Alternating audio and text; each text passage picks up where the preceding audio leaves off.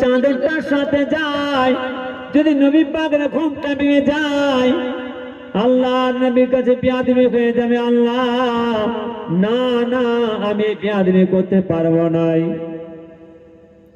হুকুমকার শুনছেন নাকি গো তুমি? হুকুমকার আর শুয়ে আছে কে বলেন? ডানি তল্লা ধরেন। আমার নামাজি ভাইদের বলি, আমার নামাজি দেখেন ভাইদের বলি, এবার কোন দিকে যাবেন? ডানি পাল্লা ধরেন। যদি আমার আল্লাহর হুকুম পালন না করে, হুকুমকার শুয়ে আছে কে? যদি আমার আল্লাহর হুকুম পালন না করে, ঠিকানা জোরে বলেন জাহান্নাম। আর যদি নবী পাক কাছে বেয়াদবি হয়ে যায়, ঠিকানা উপায় কোন দিকে যাবে? এদিকে আল্লাহর হুকুম, আল্লাহ বলছেন যাও আমার দোস্ত হাবিবের পরনার চাদরে সরিয়ে দেবে, আমার সালমান পায়ে চুমা দেবে। আজ আসলাম আল্লাহর কাছে, আল্লাহ আপনি আমাকে কি পরীক্ষার মধ্যে ফেললেন? আপনার দোস্ত হাবিব ঘুমিয়ে আছেন, আর আমি যে আসলাম যদি নবী পাকের পরনার চাদরটা সরাতে যাই, যদি নবী পাকের ঘুম ভেঙে যায়, আমার প্রতি নারাজ হয়ে যায়, তাহলে ঠিকানা উপায় হুকুমকার শুয়ে আছে কে? বলেন কোন দিকে যাবেন? আমার কথা মতো বুঝতে পারছেন? দাঁড়িয়ে পাল্লা ধরেন, কোন দিকে যাবেন? একদিকে আল্লাহ, একদিকে রসুল, একদিকে আমার আল্লাহ, একদিকে আমার নবী পাক, কোন দিকে যাবেন? নামাজি ভালো ভালো শুনবেন। আমার আল্লাহকে পেতে গেলে, আমার আল্লাহকে পেতে গেলে আমার নবী পাকে অন্তরের জায়গায় তবে আল্লাহকে পাওয়া যাবে। আর আমার নবী পাকে পেতে গেলে আমার আল্লাহকে অন্তরের জায়গায় তবে আল্লাহকে পাওয়া যাবে। আমার আল্লাহ আল্লাহ রসুলের মহাব্বত আপনার অন্তর রাখতে হবে। কথা মতো বোঝা যাচ্ছে? কোনো কথা না। অর্থাৎ যে ইসলাম নবী পাকের কাছে বসে বসে চিন্তা করছে উপায় কি করা যায়। আমার আপনার নবী দিন দুনিয়ার বাদশাহ হাবিবুল্লাহ জনাবে মুহাম্মদুর রাসূলুল্লাহ সাল্লাল্লাহু আলাইহি ওয়াসাল্লাম হুজুর পাক আরাম করছে, ঘুমিয়ে আছে। হাতে জিবরাইল আলাইহিস সালামের আল্লাহ দুইটা ডানা দান করেছিলেন। যদি বেসাম দুইটা ডানা মেরে দিলেন, বারবার বারবার ডানা মেরে দিয়ে খেলাতে শুরু করলেন।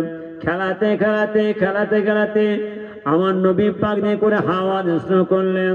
হাওয়া দিতে দিতে দিতে দিতে আমার নবী পাকের চেহারা মোবাইল চাদরটা ওঠে আর নাবে, ওঠে আর নাবে।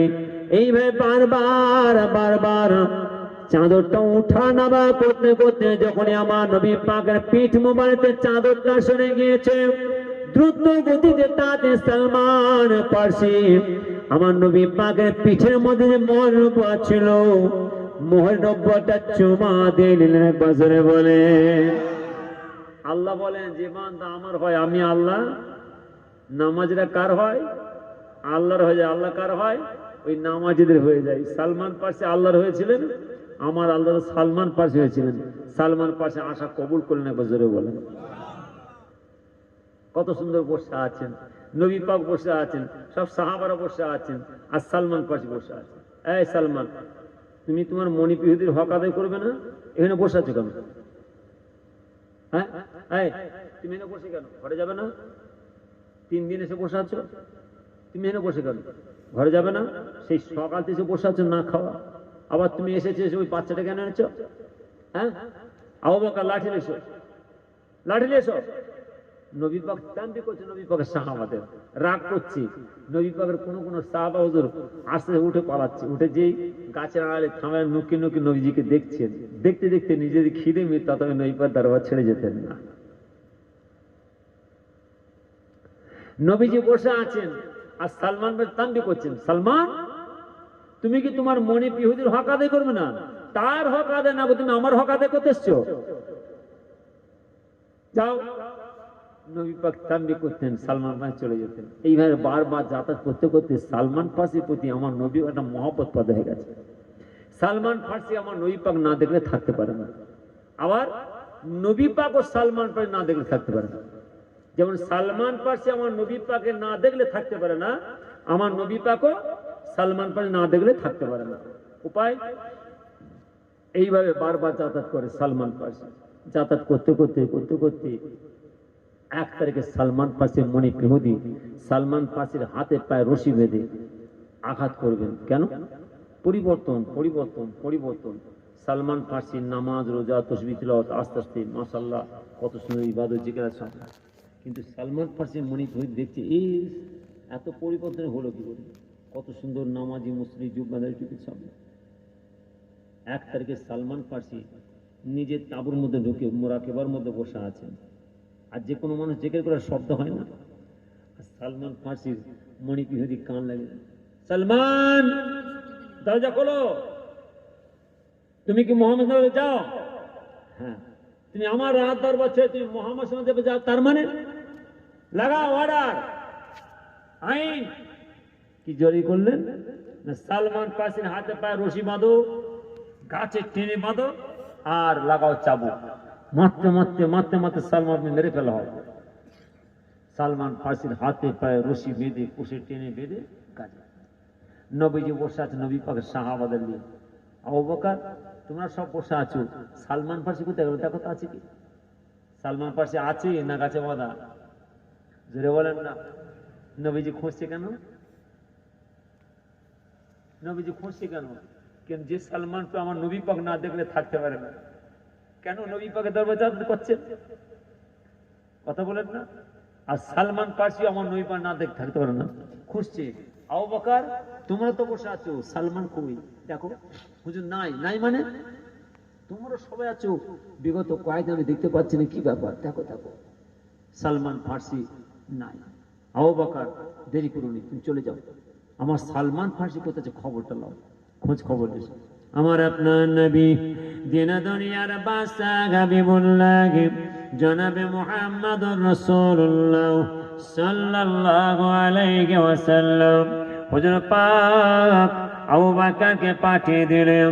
আবু বকর পথে যেতে যেতে যেসে সালমান পাশে মণিপুরের রাত দরবারে পৌঁছে গেলেন।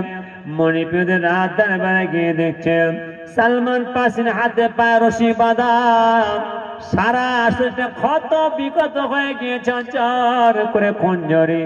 সালমান পাশে আবু বকরকে দেখে কাঁদে, আবু বকর সালমান পাশিকে দেখে কাঁদে, আবু বকর সালমান পাশিকে দেখে কাঁদে, সালমান পাশে আবু বকরকে দেখে কাঁদে।